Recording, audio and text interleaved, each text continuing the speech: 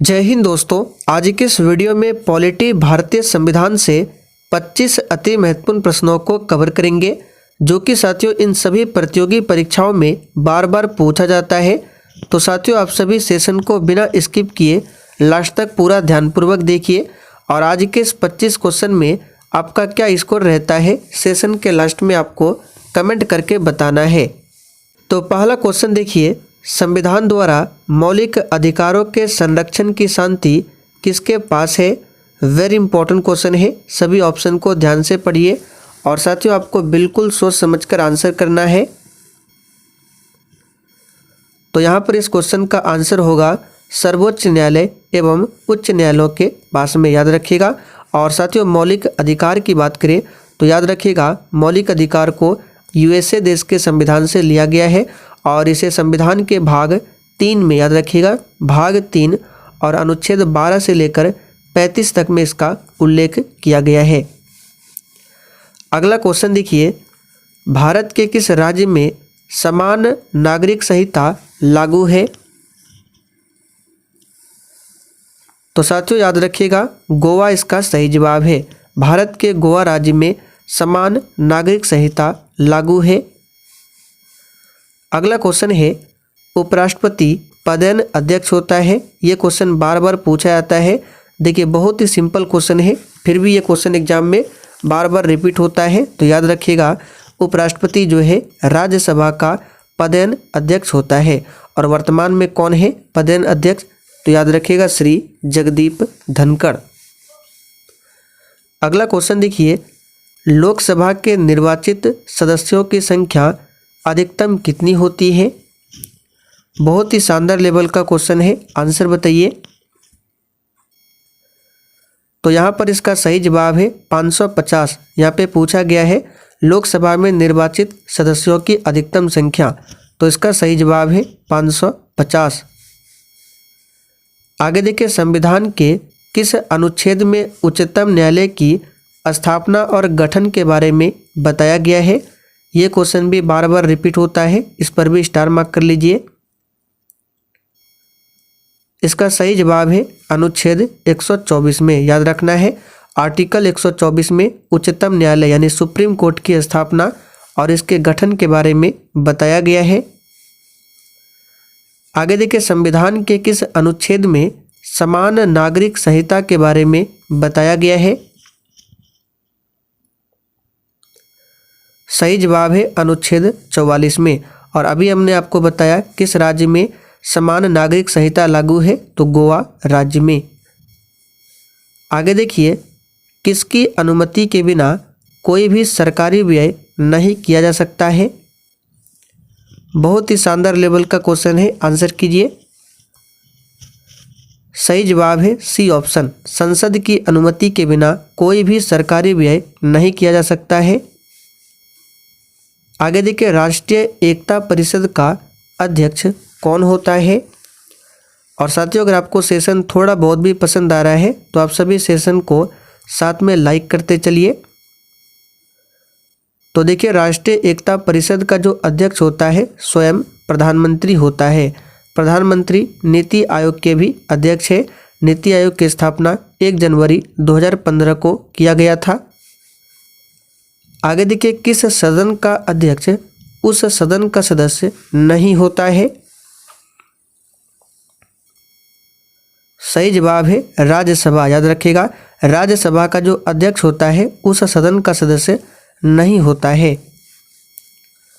राज्य सरकार का संवैधानिक प्रमुख कौन होता है।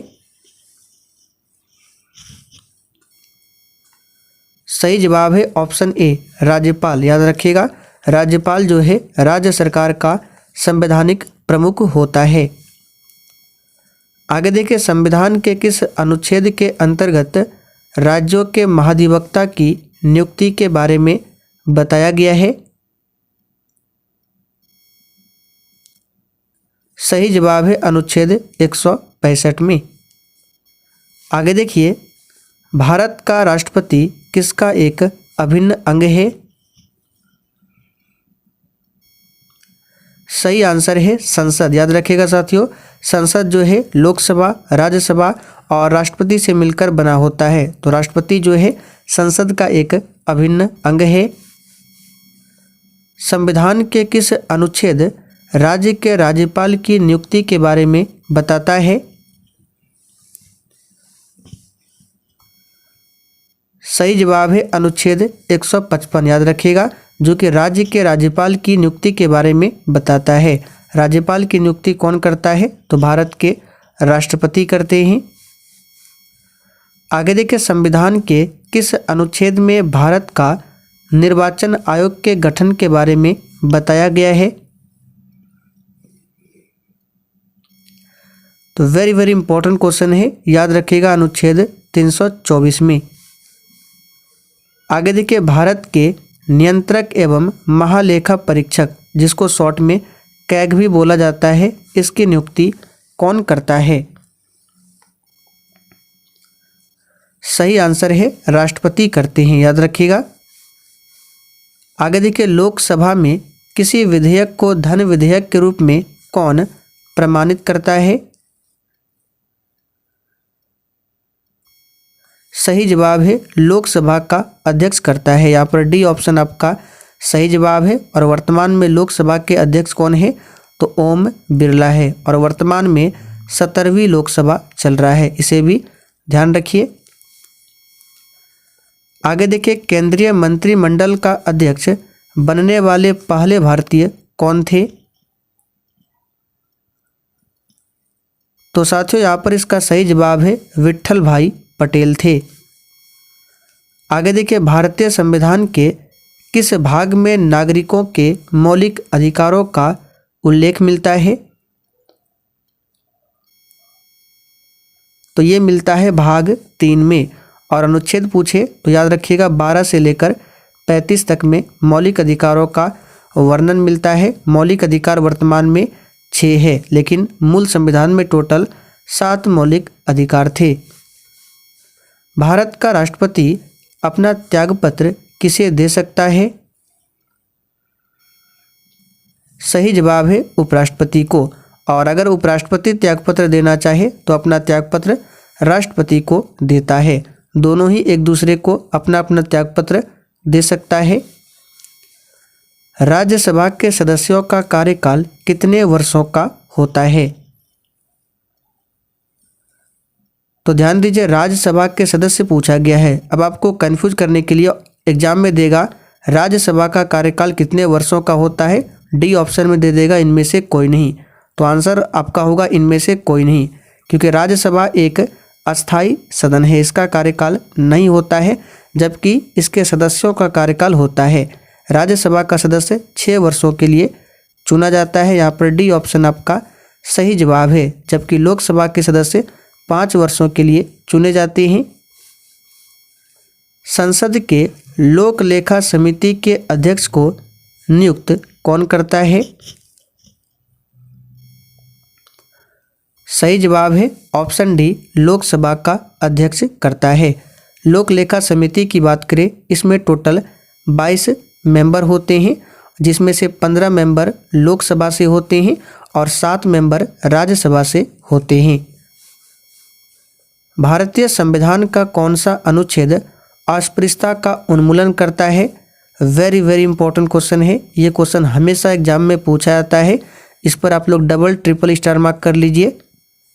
सही आंसर है अनुच्छेद 17 में। हम भारत के लोग शब्दों का प्रयोग संविधान में कहां पर किया गया है? तो ये किया गया है प्रस्तावना में। यहाँ पर पहला ऑप्शन आपका सही जवाब है प्रस्तावना, यानी कि प्रियम्बल में।